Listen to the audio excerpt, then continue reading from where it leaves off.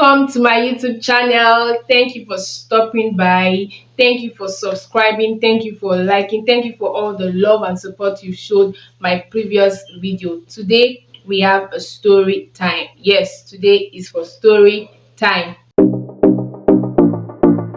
I'm going to tell you what happened during my service here, and it's not the usual one that you are used to. I know you are used to the people eating and sharing and talking, but today I'm going to be releasing my hair and also talking to you. You know, you know how it is in Nigeria after your 4 years or 5 years or 6 years or 7 years in a university, you go for your NYSC. Well, not for some people, it's not immediately. For some people, they delay to like 2, 3, or 5 years. Some people don't even go at all. Like some people don't care. But then I went. So I'm going to tell you what went down and how obeying God changed my life. I mean, when I say obeying God, how going to where I was posted to, staying there changed my life. Before now, if anybody tells me that, oh, I want to redeploy, I want to relocate and all of those stuff, I'm like, no, go to where you're posted to, is the will of God. But now I have a better view. And that's because um they can't be trusted. So if you see Kaduna, if you see Nasara, if you see Adamawa, if you see Lagos, if you see Abuja, that does not automatically mean that that's where God wants you to be. They can't be trusted. And this is why I say it. Because it is influenced by so many things, by people, by human beings. Like being in a camp, I didn't like there were so many things I got exposed to during my 3 weeks orientation camp, like so many things. I saw how that somebody can actually people can influence things, like people like human being like you and I can influence so many things, and how they can be posted to wherever they want. Like in that camp, I saw that anything and everything was possible, and that just changed my mindset that seeing a place does not automatically translate to the will of God. So you need to know where God is leading you to. And then when you see it, is it a confirmation? You can see a place and say, no, this is not where God wants me to be. And you can actually go and do whatever they do. I don't know how they relocate or redeploy. I don't know how it works. But I believe that if God doesn't want you to be in a particular place, I mean, if God does not want you to be in the place you are posted to, He's going to help you get to the place He wants you to be without actually lying about any illness or claiming what is not, or claiming they are married when you're not married. I strongly believe that because I've seen people redeploy using like the right way, going through the right means and doing the right thing because God was involved. Right. So now back to my own story. I never really gave NYC serious thought until after school, and I didn't really have anywhere in mind. I'm being serious. I didn't have anywhere in mind. If there was even going to be anything in my mind, it was to even travel far and see Nigeria. I wanted to see I wanted to see my country in another um I wanted to see my country with another lens, like see what happened, what is happening in every other place. So I really did not have, oh, I want to be in Lagos, I want to be in Abuja now. But I wanted one thing, and that was to teach. And it was influenced by a couple that came to teach us when I was in JSS. No, when I was in primary school, when I was in JSS 1, we had a business study teacher, and she was a copper. And honestly, I loved how she carried herself. I loved how she taught us. I just really love this lady so much. I don't know where she is now. I wish I can meet her because I really admire that much. And so seeing her, I just told myself that if I'm ever going to serve, or when I'm going to serve, I definitely want to teach because I just loved how much she impacted our lives just in less than a year being with us. I saw how my own life personally changed. I was paying attention to my handwriting because she was so particular about handwriting. I paid attention to making sure my note was complete and so many other good things that she helped us get through. So I forgot that I was supposed to be losing my hair while talking. Okay, so when it was time, yes, when it was time for me to go for service, I really started praying to God because I'm a believer and I believe that I should be led. I believe that I should be where God wants me to be. I believe there's something called the will of God, and it's not just to when you want to get married. There's the will of God in every aspect of my life as a believer. So I started to seek, I started to pray, I started to search my spirit to know where God would want me to be and what I was supposed to even use my service to do and all of that. So I started just praying and just praying and just getting instructions and all that stuff. And then people started asking me, where are you going to serve? I'm like, wait, I didn't realize that you can decide where you want to serve. Yes, now you can tell people, they work it out for you and all of that. I wasn't interested until my parents started saying, "Oh, they want me to serve in the east," and that's because I'm from the east, but I didn't grow up there. I've never spent up to a month stretch in the east before. I just don't know. I don't know. It is what it is. I was born in the west and I grew up in the west. Everything west, west, west. So they were like they would really love me to serve in the east so that I get used to the Igbo culture, try to see if I can learn how to speak the language and so many other funny things. And then so I was like, okay, I don't know. I wasn't so keen about where to serve. I was really interested in what I was supposed to do while serving, not even where. I didn't mind any location, and I'm being serious. Even if it is in the forest, I did not mind any location. I just wanted to serve. I wanted to teach while serving, whether it's in the north, in the east, in the west, or in the south. And then so my parents talked to somebody that they were very sure was going to help. Like they were very, very sure the person was going to help. The man said, "Oh, send your details and all of that." That when it was time, she said when it was time to pick, because during my own time you could pick four places. I don't know how they do those things. I don't know how they do, but it was just barely. Most of the options I had were from the north. So I'm really wondering. I thought it was good. I thought it was supposed to be options from the sixth geopolitical zone, but I got all my options. Majorly, my options were from the north. So I picked three places from the north. No, I picked. Yeah, I think I did. I can't remember. I can't remember. But the Enugu where my parents wanted me to serve did not pop up at all. I was like, well, why now? Okay, I was really worried about that, but not too worried. I got to call them and they called her and they were like they told her that this is what happened and she was surprised.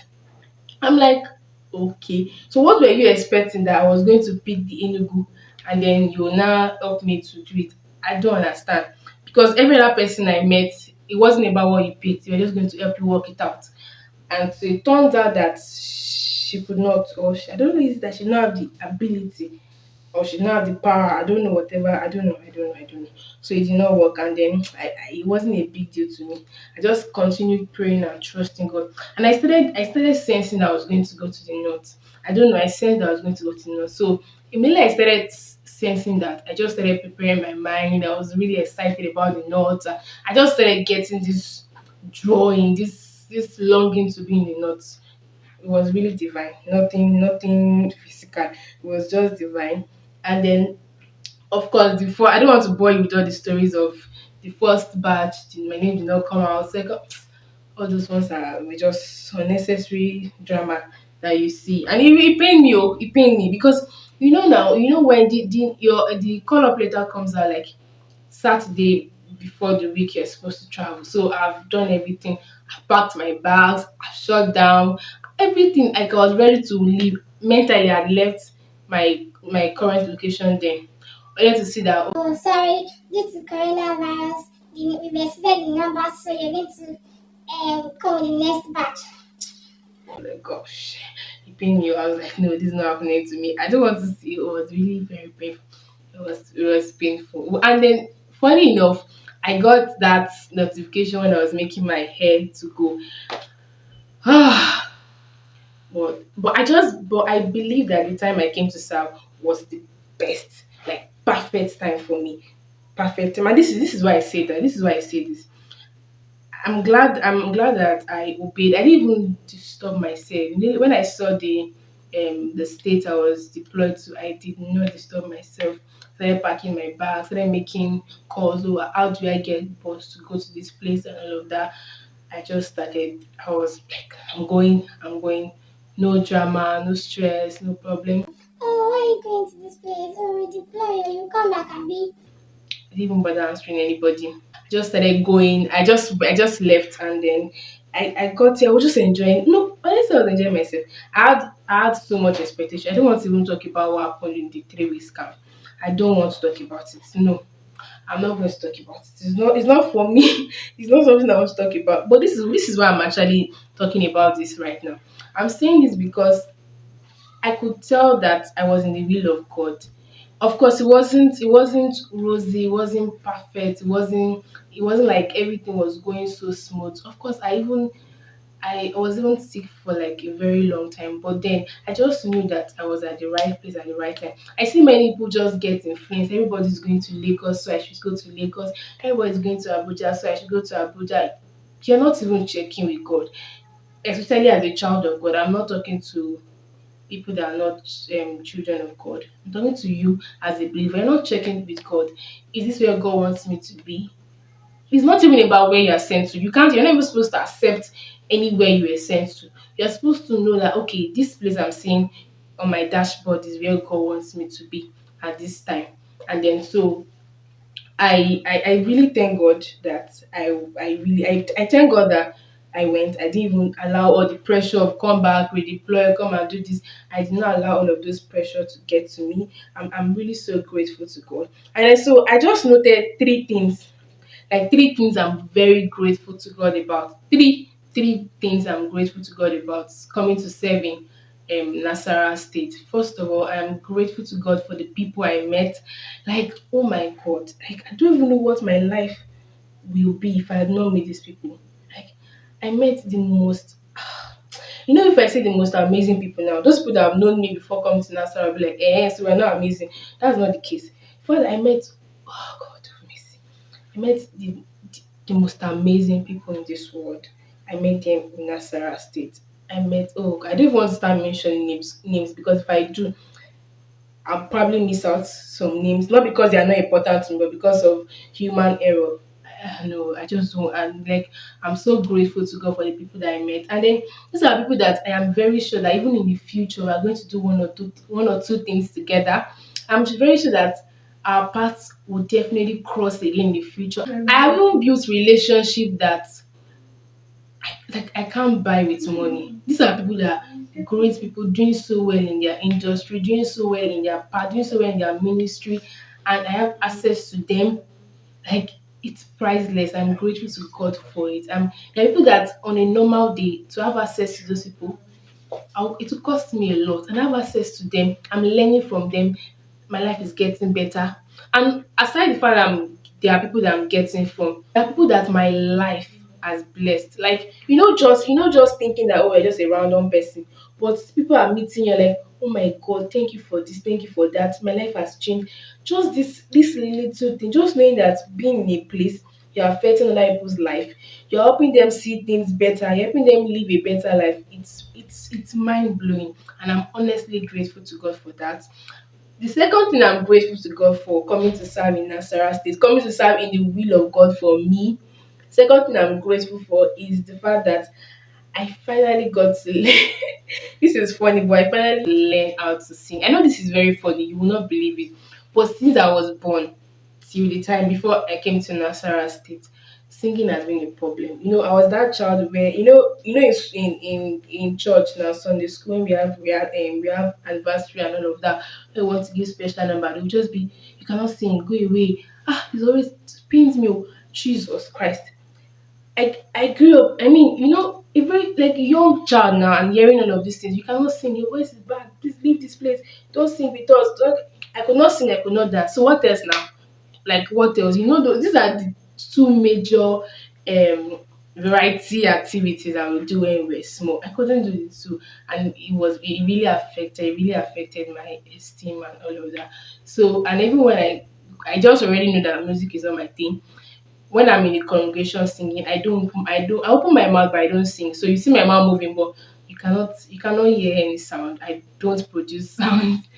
Even when badly forced to join a choir, because when I tell people that I can't sing, they will not believe me.